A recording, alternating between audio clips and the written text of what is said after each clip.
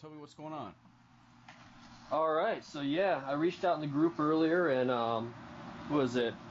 Peter, Scott, or not Peter, David, and Bobby all reached out like immediately, and messaging back and forth. All of them, were tied up with their day job stuff during the day, so I knew it would be a few hours till anything. But I was out picking up, dinner for the family, and I told you how much was in our account the other day, so we were seriously like scrapping change together, just to get a meal. And so I was picking it up from the grocery store, and David sent me a message. He said, "Hey, I got a loan officer right here. She's hot. Give her, or send her a message. I told you you're taking care of all of my lead gen stuff." I was like, "All right." So messaged her, and right away she answered back. Said to call her in 10 minutes. I got on the phone with her, and as I was getting on the phone with her, I was scrambling through my files and found the VA loan B2B script and just followed it to a T. And Nice. by the time I was done, she was like, "Yeah, I used the Nice. script." Yeah, it was perfect. Because it wasn't anything I was prepared for this second, and so the script worked. She was great, and within 5 minutes of ending the phone call, she caught up on a $1,500 invoice and is ready to go. And so that'll be deposited in the next day or two. That's great. Dude, that's awesome, man. So how did the flow of the call? You just followed the B2B script, and then did she have any objections or questions? Like, why do you think she bought from you today? They gave you $1,500. Well, I really built the value. I did follow it. I asked her. First I let her know thank you for serving veterans, and I let her know I'm a veteran too. So that meant a lot. Build a rapport right there. She's been working with VA loans for a while. She's never bought a lead before, so she doesn't have any experience with Zillow or Trulia or realtors. Everything she's done is through referrals from other realtors. Every single deal she's ever done. She's getting about 6 done a month. Why did she buy leads then? Why? Yeah. Because she knows she's limited, and she knew it was kind of inevitable. It was something she was moving towards. She lives in San Diego. There's a base right there, so it makes sense. She's been with veterans and other loan officers she knows are doing more than the 6 deals a month that she's doing. And so I let her know, just going through the script. Asked her if she's ready and willing to add an additional, possible 10 to 20 closed deals per month to the current sales pipeline. She's like, "Oh yeah, 20 deals a month is like."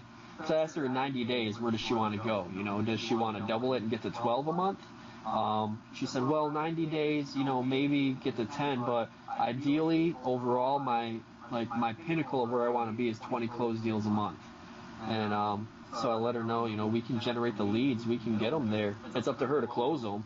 So I asked her, about her closing ratio and how comfortable she is with it, and what type of information she gets from the realtors, from the referrals. She said she gets a name, phone number, and what branch of service, and where they're looking, if it's a refi or a new purchase. And so I asked her if getting an estimated credit score along with their branch of service, how soon they're willing. I went through the list of all the information we have on the survey. How was she that would be helpful. Like, how was she acting? She was like, "Oh wow, yeah, that would be great." She just sounded like she had amazing faith in the process and was just willing to put 100% trust into it. I mean, it really, it almost feels like it was just set up like an actress on the phone. Like, it really couldn't have went any easier at all. How did you think it was gonna go before you called her?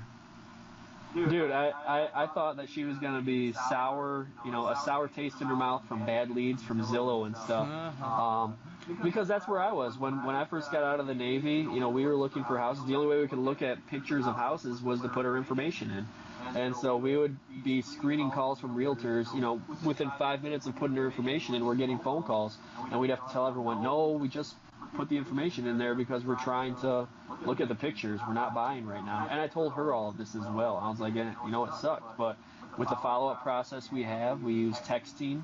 And so I asked her about texting versus phone calls, and she said, she's more apt to answer a text than a phone call. I said, well, everyone is. People are working. People are busy. They'll quickly answer a text. in the midst of everything, but they don't always have time to answer a call. So everything's automated from A to Y, and then when we get to the letter Z, you get a scheduled appointment with a qualified loan applicant. And that's it. And she was like, wow, yeah, that'd be great. I was like, all right, well, we have a minimum order of 50 leads over the next 30 days. It comes to $1,500. If we fill that up in the next few weeks and you want more because you're closed them left and right and you don't want to stop at 20 a month, we can go. If 30 days comes and the quality of leads isn't quite there and we haven't fulfilled that full 50, we'll just extend it until we do fulfill that minimum order of 50 leads. She's like, yeah, that'd be great. I'm like, okay, I'll send you an invoice right now. I wanted to keep talking. I felt like I hadn't talked long enough to actually sell it, and I had to stop myself and say, just send her the invoice. And so we got off the phone, I sent the invoice, and within 5 minutes, she sent me a Facebook message saying it's paid. Looking forward to getting an email from you.